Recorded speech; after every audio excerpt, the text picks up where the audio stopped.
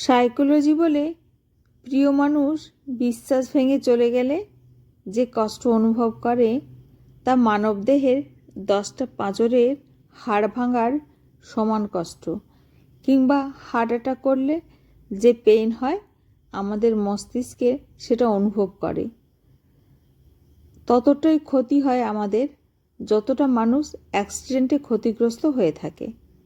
অথচ কি আশ্চর্য, কিছু মানুষ এত ভয়ঙ্করভাবে কাউকে ভেঙে ব্যথা দেওয়ার পরও নিজের প্রতি সামান্য লজ্জাবোধ ও রিগ্রেট না নিয়ে বেঁচে থাকে। আসলে মাঝে মাঝে আমারও খুব জানতে ইচ্ছে করে, কারো জীবনে এত ভয়ঙ্কর ব্যথা উপহার দিয়ে মানুষ কিভাবে রাতে শান্তিতে ঘুমায়। মানুষ বলে বোধহয় সম্ভব। হৃদয় ভাঙার অপরাধ বোধ মানুষের বিবেকে বাঁধে না। অথচ সৃষ্টিকর্তা মানুষকে সেরা জীব হিসেবে বানিয়েছেন। কারো মন ভাঙার অপরাধকে কখনোই আমরা মানুষরা অপরাধী মনে করি না। কিন্তু যে নীরবে সয়ে যায় একমাত্র সে জানে তার প্রতিটা মিনিট সেকেন্ডে কিভাবে ব্যথা লুকিয়ে বাঁচতে হয়, কতটা ট্রমা সহ্য করে নিজের ভেতরে স্বাভাবিকভাবে জীবনযাপন করে যেতে হয়। কিন্তু দিন শেষে কিছু মানুষ রিকভার করে হয়তোবা, তবে কেউ কেউ চিরদিনের জন্য মানসিক রোগী হয়ে বেঁচে থাকে।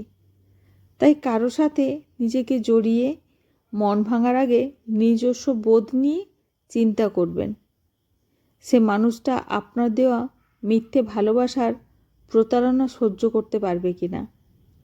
কারো জীবনটা নরক বানানোর আগে একটু ভেবে দেখবেন, আপনার দেওয়া অদৃশ্য আঘাত তাকে পুরো ভেঙে দেবে কিনা। সবচেয়ে বেশি কষ্ট পায় সেনসিটিভ মানুষগুলো।